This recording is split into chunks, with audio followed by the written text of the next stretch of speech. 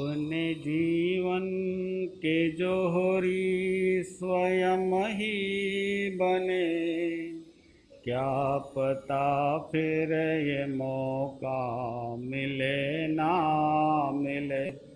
अपने जीवन के जोहरी स्वयं ही बने, क्या पता फिर ये मौका मिले।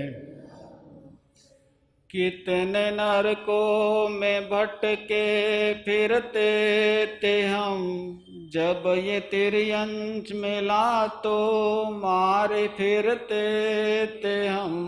देव बन भी गए तो तरसते थे हम, एक बार तो मानव का मौका मिले।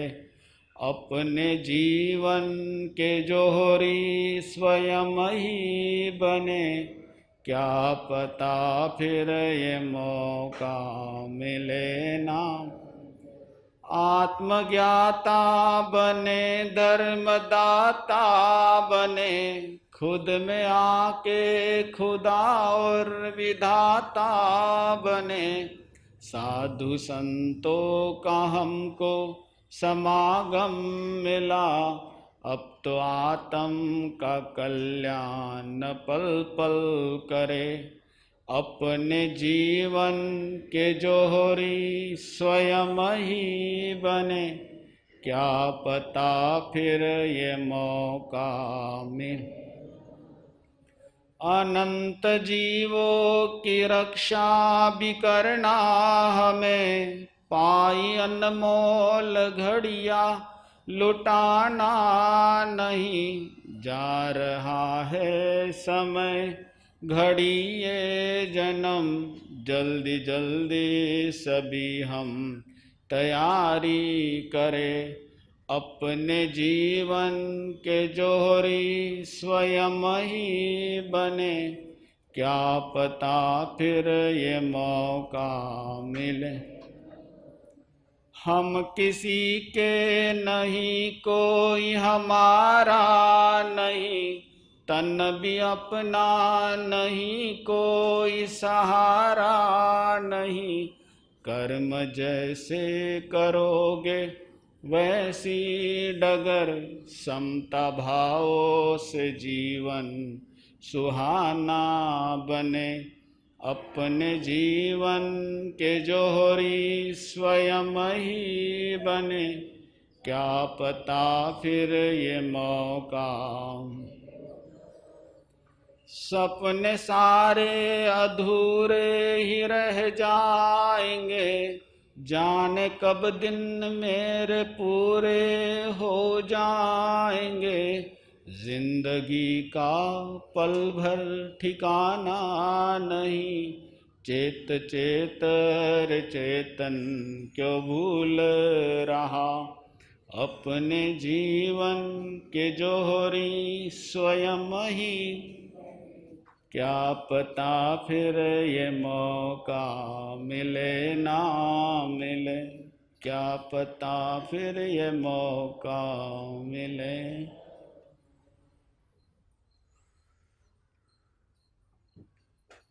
अनंत अनंत जिनेश्वर प्रभु, आराध्य गुरुदेव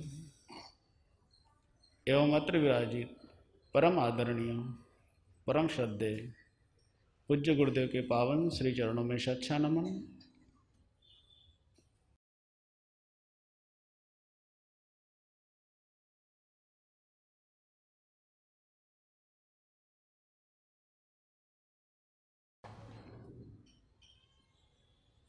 दक्षिण अफ्रीका,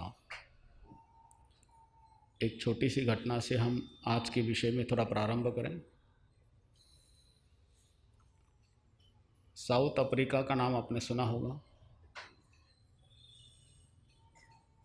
विश्व में वैसे जैसे महात्मा गांधी को सब जानते हैं, वैसे ब्लैक गांधी के नाम से जानते होंगे। कौन है? कौन? Nelson Mandela. तो छोटी सी घटना नेल्सन मंडेला की हम शुरू करें आज। कहते हैं कि एक बार नेल्सन मंडेला को से मिलने के लिए अमेरिका के पूर्व राष्ट्रपति बिल क्लिंटन मिलने गए थे और बिल क्लिंटन को जब मिले, उन्होंने एक प्रश्न उनसे पूछा।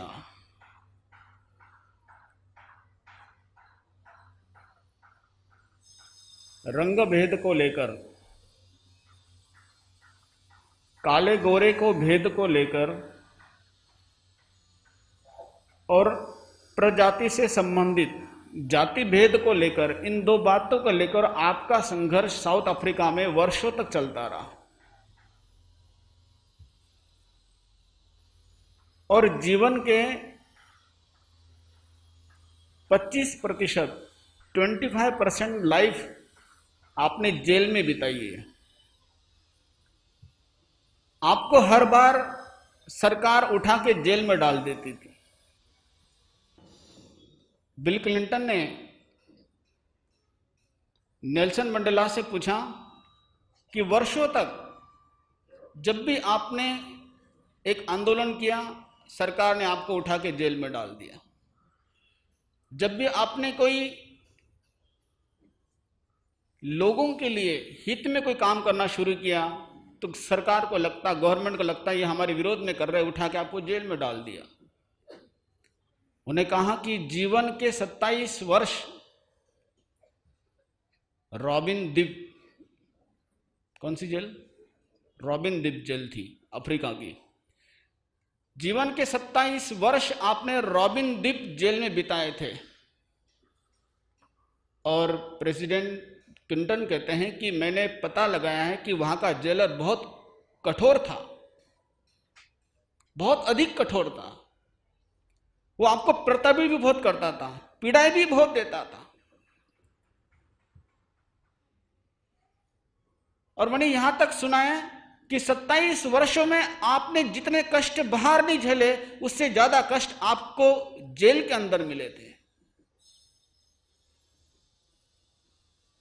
लेकिन एक प्रश्न मेरे मन में घूमता रहता है। क्लिंटन कहते हैं कि जब आपको ससम्मान, बड़े आदर के साथ गवर्नमेंट ने सोचा कि आप जो लड़ाई लड़ रहे हैं वो साउथ अफ्रीका में मानव जाति के लिए कल्याणकारी है, कोई अच्छे नेता आया, उसने सोचा है कि आप बहुत अच्छा काम कर रहे हैं, आपको ससम्मान आदर के साथ जेल से विदाई करने का जब समय आया, तब आप एक बात के लिए अड़ गए थे, एक बात के अपने जीत पकड़ के बैठ गए। बोले मैंने सुना है कि वो जीत वो थी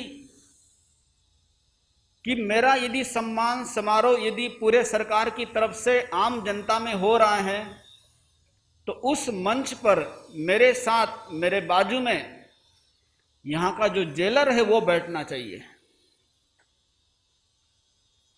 जिस जेलर ने आपको इतनी पीड़ाएं दी, जिस जेलर ने आपको इतनी तकलीफ दी, जिस जेलर ने आपको मानसिक टार्चर किया, आपको शारीरिक पीड़ाएं दी, 27 वर्ष तक वो जेलर ने आपको इतने कष्ट देने के बाद भी आप इस बात को जीत पे बैठे थे कि वो जेलर मेरे साथ उस सम्मान के साथ बैठाया जाए।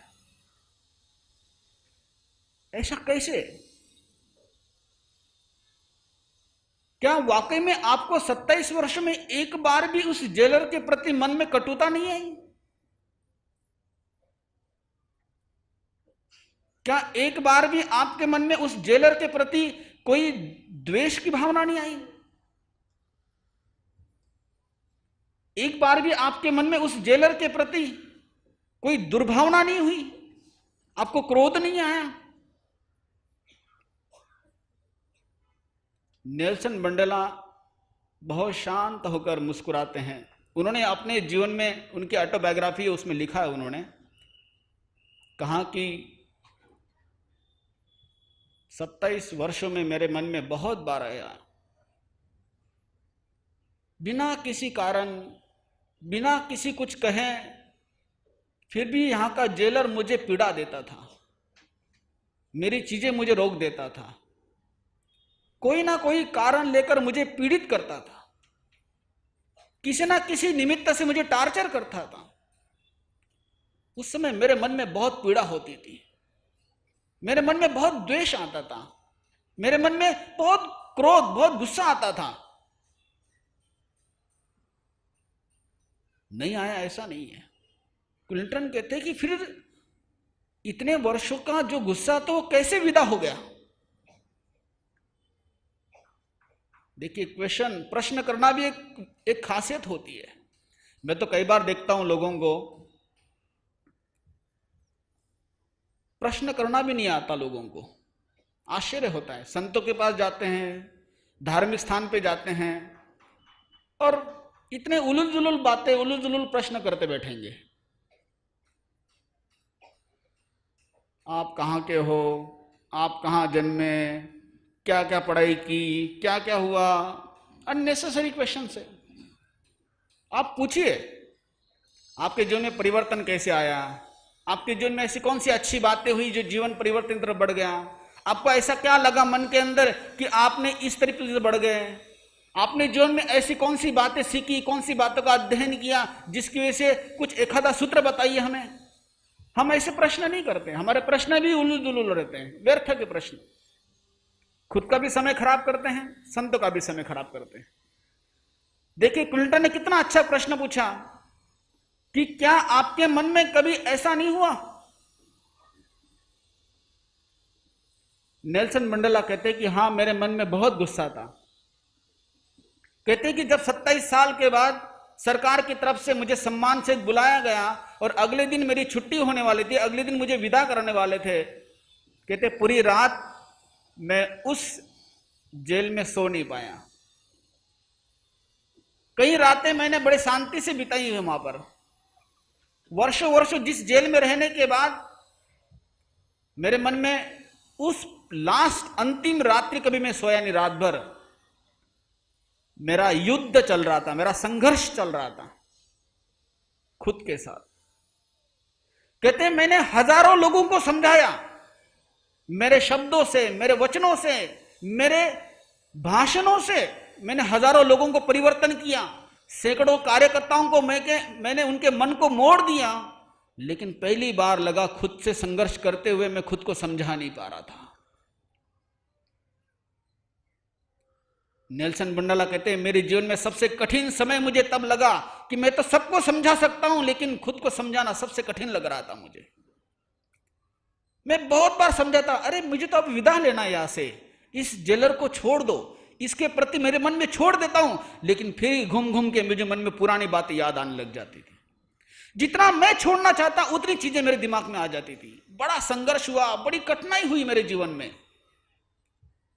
लेकिन मेरा जीवन की बहुमूल्यता थी। मेरे जीवन में जो मेरा एक्सपीरियंस है, जो अनुभव है, जो संघर्ष मैंने झेला है वर्षों तक, जो महापुरुषों की किताबें, महापुरुषों का जीवन मैंने पढ़ा और खुद को जब मैंने अनुभव में लेकर आया, मैं वो पूरी रात में लड़ते हुए सुबह तक आखिर मेरी विजय हुई, मैं जीत गया।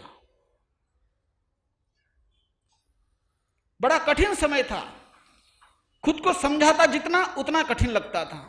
हर बार सोचता, अरे जेलर का मुझे जाना ही है, जेलर को मैं माफ करता हूं, क्षमा करता हूं, उसके विचार मेरे मन में नहीं आने देता हूं, लेकिन फिर भी कोई ना कोई बात मेरे दिमाग में घूमती रहती थी।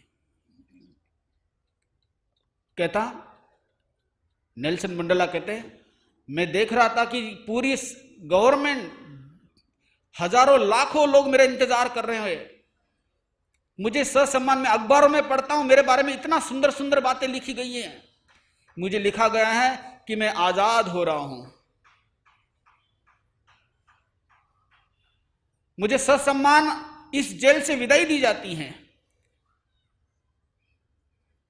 लेकिन नेल्सन मंडेला कहते हैं मैं 100% आजाद होना चाहता था। सिर्फ इस जेल से नहीं, इस चार दीवारी से मैं विदा होने नहीं चाहता था, मैं पूरी तरह से आजादी लेना चाहता था। इसलिए मैंने संघर्ष किया, मैंने बहुत अपने मन के साथ लड़ा और एक बात के लिए दृढ़ रहा कि जो मर्जी हो जाए मैं किसी भी हालत में इस जेलर को माफ करके ही निकलूंगा। और कहते हैं नेल्सन मंडेला कि जब मैंने अपने मन और मस्तिष्क को धीरे धीरे उस दिशा में बढ़ाया, मैं आज इस बात के लिए कह सकता हूं कि क्षमा की जो ताकत थी, उस ताकत ने मेरे जीवन को पूरी तरह से परिवर्तित कर दिया। वो कहते हैं कि क्षमा अगर आप किसी को देते भी है तो क्षमा देने के साथ आपके मन के अंदर कंटिन्यू जो विचार चलते हैं, उस विचारों को रुकावट आ जाती है, उसे रोक देते हैं, स्टॉप हो जाता है। दोनों ही बातें बहुत कठिन हैं। आपको क्या लगता है, क्या आसान है? क्षमा देना आसान है, क्षमा मांगना आसान है? क्या आसान है? क्षमा मांगना आसान है? आसान है क्या? क्षमा देना व्यवहार जगत में हम सब निभा रहे हैं, कर रहे हैं, ठीक है, व्यावहारिक जगत में हर चीज अच्छी है अपनी दृष्टि से। क्षमा देना और क्षमा मांगना दोनों ही बहुत कठिन है। दोनों के लिए बड़ा आत्मबल लगता है, शब्दों से नहीं, 100%, क्योंकि दोनों का स्थान हमारा खुद का होता है। किसी को माफ करना तभी हृदय से माफ करना होता है, और किसी से क्षमा मांगना उसके लिए भी हृदय से क्षमा मांगना होता है। दोनों भी बहुत कठिन है, अधिक कठिन है। नेल्सन मंडेला कहते हैं कि मेरा जीवन जो परिवर्तन हुआ उस समय हुआ जब मैंने उस जेलर को पूरी तरह से माफ किया, पूरी तरह से हृदय से निकाला, और उसको मैंने वो स्थान दिया गया जो स्थान में अपने सबसे निकटवर्ती व्यक्ति को देता हूं। और नेल्सन मंडेला कहते हैं कि जीवन में सबसे कठिन तब होता है जब निकटवर्ती लोगों को माफ देना और माफी मांगना होता है। सबसे कठिन समय वो होता है, क्योंकि दूर का व्यक्ति है, उसका मिलना जुलना कम है, उसे आना जाना कम है, उससे बात होना कम है, इसलिए इतनी परेशानी महसूस नहीं होती है। लेकिन जहां रोज संबंध होते हैं, रोज बोलचाल होती है, रोज वातावरण में रहते हैं, रोज आसपास रहते हैं, वहां पर रहना, तब मन को समझाना, मस्तिष्क को तैयार करना सबसे कठिन हो जाता है।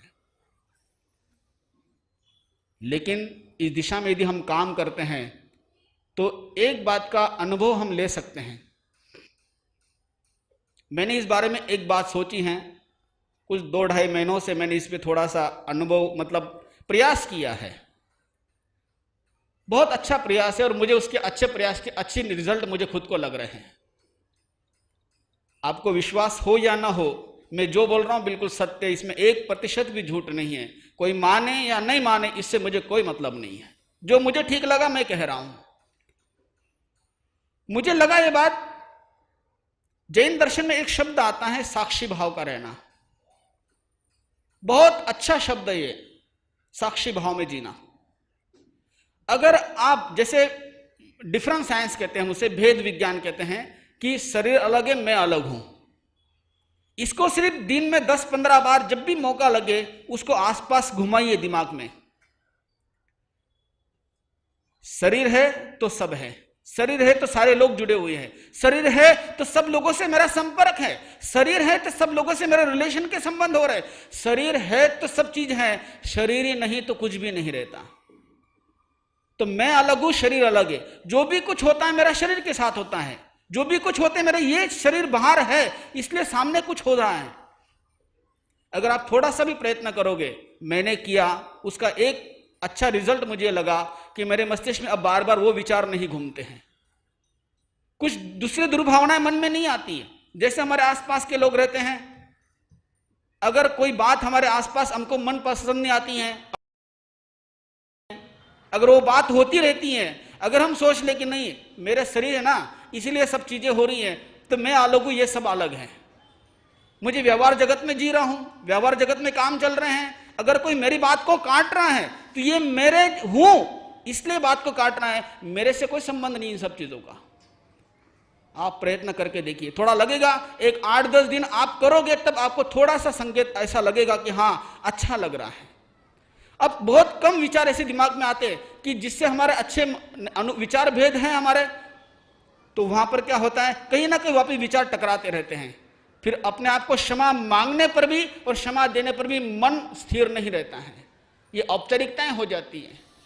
इसलिए साक्षी भाव में दिन में 10-15 बार यदि बार बार दिमाग घूमेगा उस दिशा में आपका कि मैं अलग हूं, ये अलग है, आप कोशिश करके देखिए, जिस बेटे से, भाई से, बहन से, सिर्फ अपने आसपास के रिलेशन के लोगों के साथ यदि आपकी कोई बात पसंद नहीं आती है, आपका टकराव होता है, बार बार कहीं ना कहीं मनमुटाव हो जाता है, मैं अलग हूं, ये अलग है, साथ में रह रहे हैं, साथ में कार्य चल रहा है, एक साथ में, एक ही घर में है, रोज एक दूसरे को देखते हैं, मिलते हैं, लेकिन कर्मों के उदय से कभी एक दूसरे के विचार नहीं मिल पाते हैं, टकराव बढ़ता है, तो एक ही विचार करो, मैं अलग हूं, ये अलग है। करके देखिए, आपको 10-15 दिन में एक थोड़ा सा अच्छा रिजल्ट लगेगा, आनंद आएगा आपको।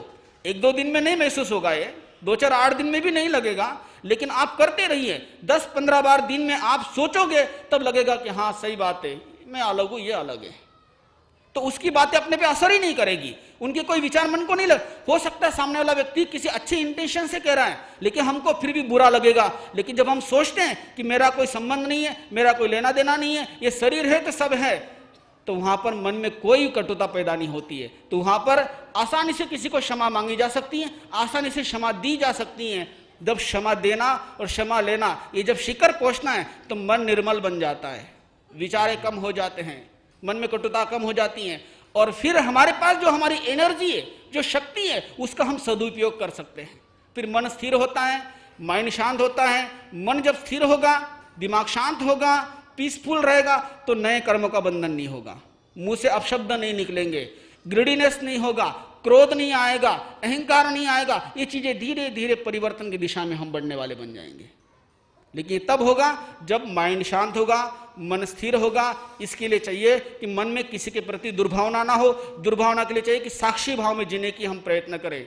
इन बातों को प्रैक्टिकल में करेंगे तो हम क्षमा के अर्थों को लेंगे, ये हमारे बहुमूल्य चीजें हैं, इन बातों को हम अनुभव में लाएंगे तो निश्चित आनंद आएगा। आज इतना ही। ओम शांति।